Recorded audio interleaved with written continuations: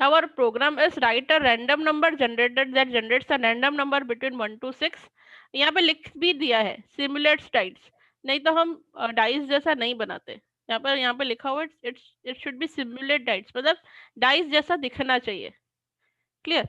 Number generate करने में कोई इशू नहीं है। ठीक है, तो प्रोग्राम मैंने ऑलरेडी बना के रखा है, let me show you. See, हम रैंडम नंबर इंपोर्ट करेंगे। First we have to import the random library for generate the random numbers. Agree? ये तो क्लियर है। ओके, उसके बाद हम डाइस एक ही बार तो नहीं रोल करेंगे, आप इनफाइनाइट टाइम्स दोगे यूजर को जितनी बार राइस रोल करना है। तो हमने क्या किया, एक्स एक वेरिएबल बनाया जिसकी इनिशियल वैल्यू दे दी बाय। फिर हमने एक लूप चलाई while x double equals y, जब तक x की वैल्यू y है, मतलब वो हर बार आपको पूछेगा do you want to continue.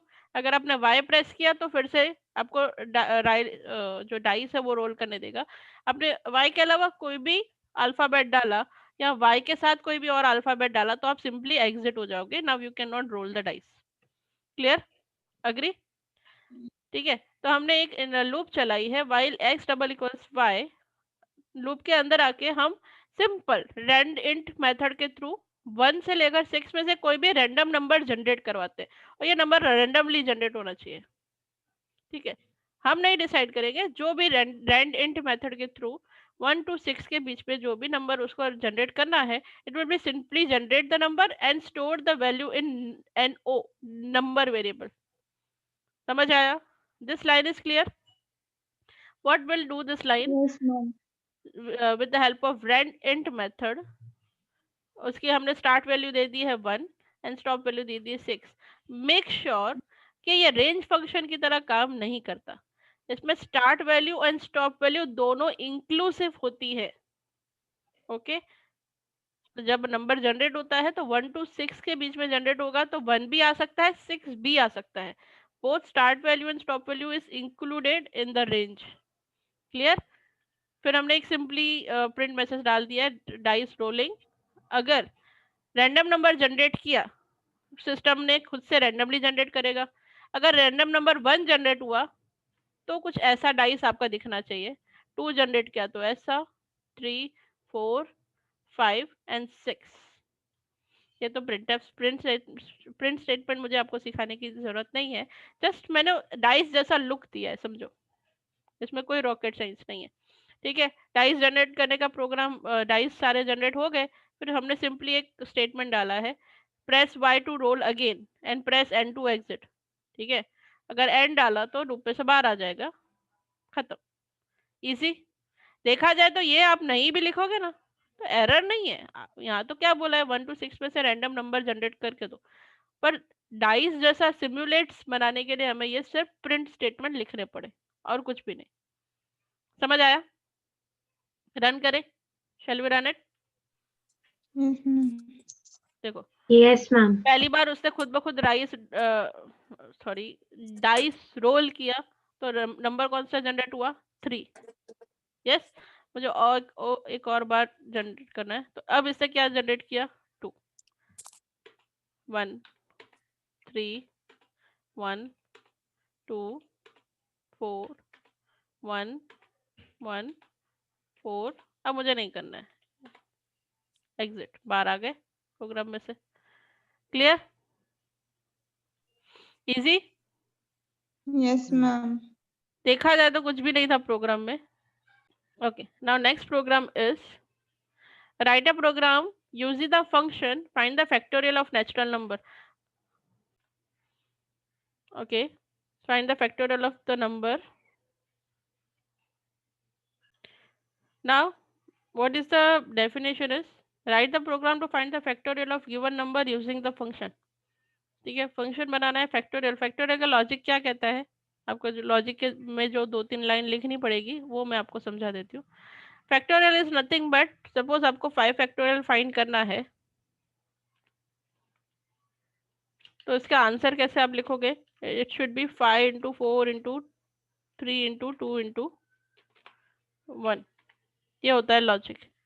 इसमें क्या होता है, जो भी नंबर आप पास करते हो वहां से लेकर 1 तक जितने भी डिजिट्स आते हैं रिवर्स ऑर्डर में या 1 से लेकर उस नंबर तक, वो सारे डिजिट्स को आपको मल्टीप्लाई करना होता है और वो आपका आंसर बन जाता है। This is the logic behind the factorial. तो इसका हम क्या यूज करेंगे, इसमें बोल दिया है कि you have to make this program using the function. Agree? तो हम एक फंक्शन बना देंगे डेफ फैक्टोरियल नाम का। उसमें हमने पास किया है नंबर। हम पहले यहाँ से देखो, कभी भी प्रोग्राम समझना हो ना तो उसको आप फंक्शन से स्टार्टिंग ना करके मेन प्रोग्राम से स्टार्ट करो। हमने क्या किया है, एक नंबर यूजर से लिया है, तो enter any number two find the factorial. जिस भी नंबर का आपको फैक्टोरियल फाइंड करवाना है वो नंबर आप एंटर करो। एंटर करने के बाद यहाँ पे हमने रिटर्न स्टेटमेंट लिखा है। रिटर्न स्टेटमेंट लिखा है तो हमें right hand side sorry left hand side कोई वैल्यू चाहिए to accept that return value. Yes, तो हमने यहाँ पे लिखा है answer is equals to factorial, और ये जो नंबर जो यूजर से हमने लिया है it will be simply pass in this function. Clear? फिर जो आंसर में जो भी आंसर आया फैक्टोरियल काउंट होने के बाद, whatever the answer will come it will store in answer variable and we just print the answer variable over here. Clear? ठीक है, तो ये जब गया फैक्टोरियल तो इसमें मैंने क्या किया है, देखो फैक्ट इज इक्वल टू 1 इसीलिए लिया है कि टेम्पररी हमें फैक्ट को कोई वैल्यू देनी पड़ेगी, या हम जीरो नहीं दे सकते, क्योंकि हम काम किस पे कर रहे हैं, मल्टीप्लिकेशन के साथ।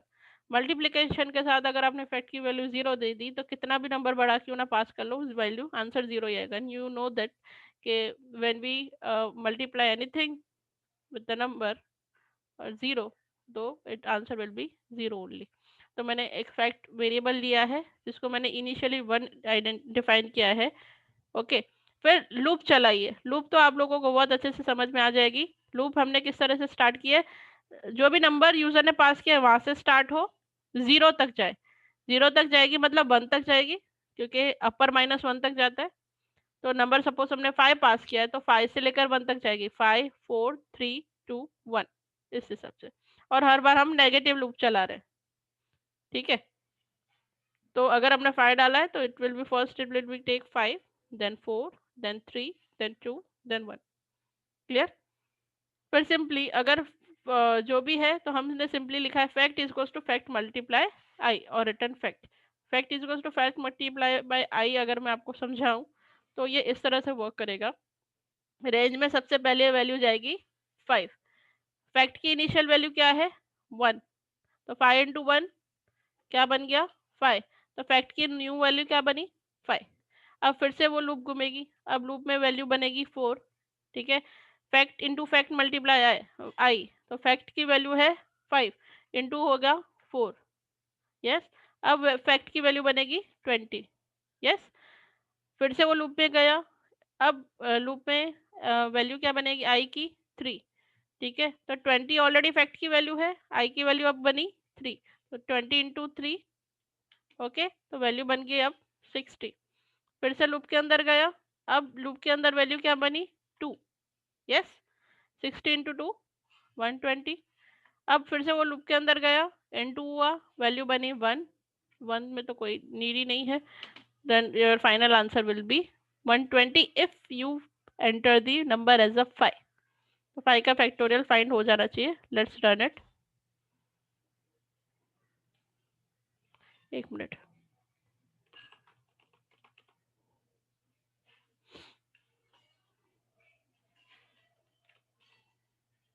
Enter any number to find the factorial. Let's enter 5.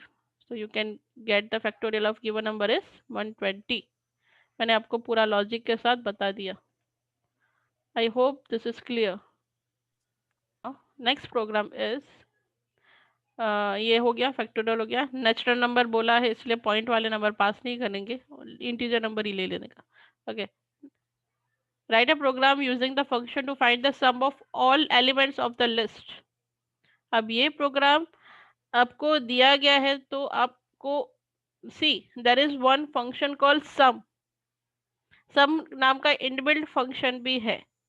Just हम सम करके लिस्ट पास कर देंगे तो उसका सम हो जाएगा और उसकी वैल्यू आपको दे दी जाएगी। बट इसको अगर फंक्शन के थ्रू बोला गया है तो हम इसको डायरेक्टली इस तरह से सॉल्व इनबिल्ट फंक्शन के साथ सॉल्व नहीं करेंगे। इसका लॉजिक क्या कहता है, first you have to make here you have to make two function.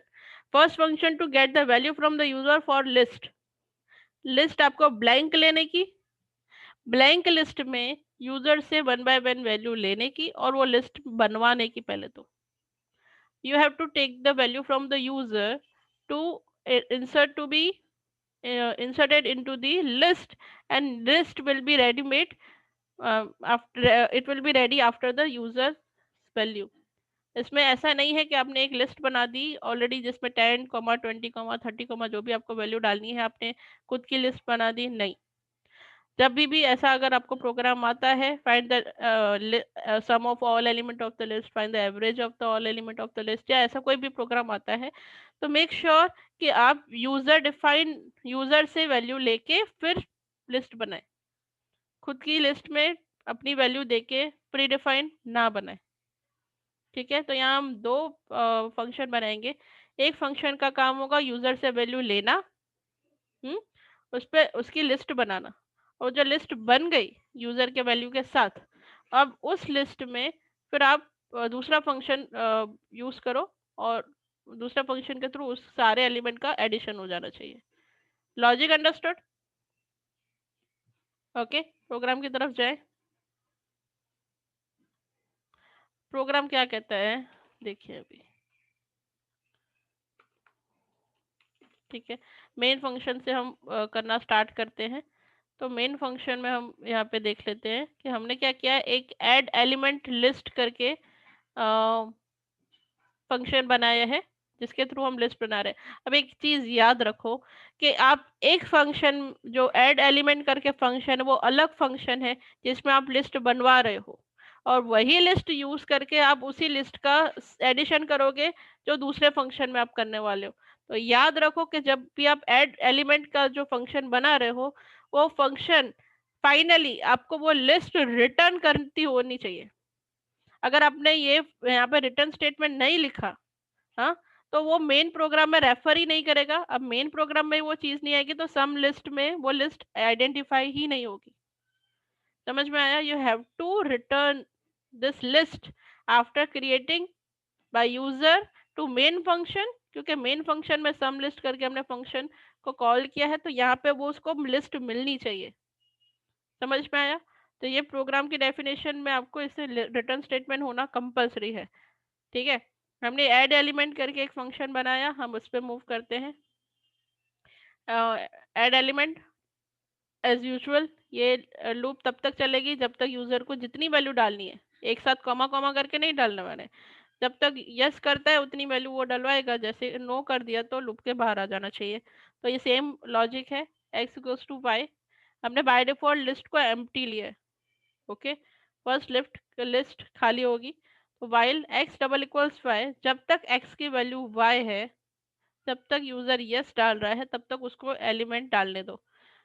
तो यूजर से आप एलिमेंट लोगे, ELE करके मैंने एक वेरिएबल लिया है जिसमें से मैं यूजर जो भी वैल्यू डालेगा वो एलिमेंट में हो जाना चाहिए, और सिंपली आपने अपेंड मेथड यूज करके आप उस एलिमेंट को लिस्ट में इंसर्ट करवाते जा सकते हो। फिर आप पूछोगे still you want to continue, तो Y प्रेस करो, नहीं तो L। अगर N प्रेस करेगा तो लूप से बाहर आ जाएगा। ठीक है, अब ये पूरा खत्म हो जाए, जितने वैल्यू उसने डालनी थी डाल दी, लिस्ट में सब वैल्यू आ गई, फिर फाइनली आप क्या करोगे, रिटर्न लिस्ट। रिटर्न लिस्ट किया है यहाँ पे आपने, तो यहाँ पे आपको एक वेरिएबल चाहिए टू एक्सेप्ट द लिस्ट, तो आपने हमने यहाँ पे भी L1 ही यूज किया है। तो जो भी यूजर ने वैल्यू डाली वो लिस्ट बन के मेरे पास लिस्ट L1 करके आ गई। ठीक है, अब जो ये L1 लिस्ट जो यूजर ने बना के मेरे को दी, अब वो मुझे दूसरे फंक्शन में पास करनी है सम लिस्ट करके।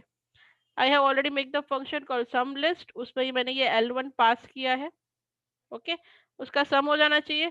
अगेन चाहो तो इसमें प्रिंट स्टेटमेंट लिख सकते हो, मैंने यहाँ से रिटर्न किया है, इसलिए मुझे यहाँ पे एक्सेप्ट करने के लिए भी एक वेरिएबल चाहिए। तो sum is to sum list, L1 pass किया है। अब इसमें आओ, सम आप कैसे करवाओगे, वेरी सिंपल, आप इटरेटिव लूप चलाओ, फॉर लूप।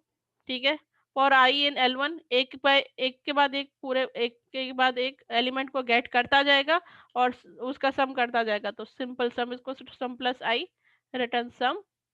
फाइनली मैंने लिस्ट भी प्रिंट करी है, उसका सम भी प्रिंट किया है। Okay, let's see the output. First I want to insert 25, yes I want to another value also, say 15, yes, sorry, 10, yes, 20, बस 15, नहीं 15 ऑलरेडी है, तो उससे 7, नहीं अब इससे ज़्यादा मुझे लिस्ट नहीं बनानी, तो मेरी लिस्ट बन गई 25, 15, 10, 7, लिस्ट ऑलरेडी मेड, उन सबका सम आ गया 57। अंडरस्टूड? देखो, first you have to ask from the user कि हाउ मेनी टर्म, मतलब कितने टर्म तक की आपको फिबोनाची सीरीज चाहिए, जितने टर्म वो डालेंगे उतने टर्म की फिबोनाची सीरीज बन जानी चाहिए। ठीक है, तो यूजर ने जो भी वैल्यू डाली हम पास करेंगे फंक्शन में। ठीक है, अब यहाँ पे आ जाते हैं, we have created the function called Fibonacci, 1 minute, 4 minute, def Fibonacci. Okay, हम इसमें एन से हम क्या ले रहे हैं कि यूजर को कितने टर्म चाहिए वो हमने पास किए, यूजर ने बोला 5 टर्म तक की फिबोनाची सीरीज चाहिए, तो वो 10 टर्म की, जितने टर्म वो बोले उतने टर्म हमने यहाँ पे पास किए। एक इनिशियल वेरिएबल लिया है काउंट 0, वो कितने टर्म तक उसको आगे जाना है वो ये काउंट वेरिएबल से डिसाइड होगा, तो काउंट इनिशियली हमने लिया है 0। ये n1 और n2 क्या है, इनिशियल वाले दो टर्म 0 एंड 1। मैंने बोला ना स्टार्टिंग में आपको 2 नंबर चाहिए होंगे 0 एंड 1, जिसका आप एडिशन करके लास्ट n-1 एंड n-2 का सम करते करते आप आगे बढ़ोगे ना, तो पहले के ये 2 टर्म 0 एंड 1 वो है ये n1 एंड n2। समझ आया? अब हम लूप चला रहे हैं जब तक काउंट की वैल्यू n तक ना पहुंचे। यूजर ने 5 डाला है तो 5 तक ना पहुंचे तो 0, 1, 2, 3, 4, 5 तक जाएगी ये। ठीक है, while count less than n, तब आप n1 प्रिंट करो, तो n1 क्या है हमारा 0। फिर nth करके हमने वेरिएबल लिया है जिसमें हमने किया है n1 प्लस n2, तो 0 प्लस 1 क्या होगा 1, तो नेक्स्ट टर्म क्या प्रिंट हुआ 1। फिर हम है ना स्वैपिंग कर रहे हैं, अब ये मैं थोड़ा आपको प्रैक्टिकली यहाँ पे अगर एक्सप्लेन कर पाऊँ तो देखो, हमने क्या प्रिंट किया n1 क्या है 0, फिर nth क्या है n1 प्लस n2, मतलब क्या बना 1। अब ये जो है दिस इज n1, ये है nth। ओके, फिर हम सिंपली स्वैपिंग कर रहे हैं, n1 बन जाएगा n2, अब n1 की न्यू वैल्यू क्या बन जाएगी 1। ठीक है, और n2 की वैल्यू क्या बन जाएगी nth, n2 की न्यू वैल्यू nth बन जाएगी, nth क्या है 1। अब 1 प्लस 1 होगा, फिर से आगे स्वैपिंग होता जाएगा, फिर आगे के टर्म लेते जाएगा वो खुद ब खुद। समझ आया? लेट मी रन इट तो मैं आपको ज़्यादा बेटर एक्सप्लेन कर पाऊँ।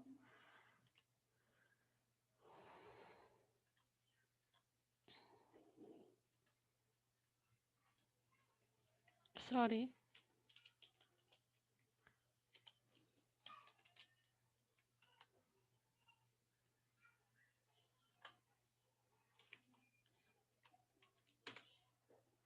how many term you want in a Fibonacci series? Let's enter 10, तो 10 टर्म बन गए। ठीक है, ये n1 फिर ये n2। ठीक है, फिर ये nth मतलब क्या टर्म स्वैप करने के लिए वो आगे वाला ले ले, इसलिए हमने इस तरह से बनाया, और it's a Fibonacci series. Very simple, her bar count plus plus करोगे तो वो वहां तक जाएगा n तक। क्लियर? सिंपल ही है देखा जाए तो।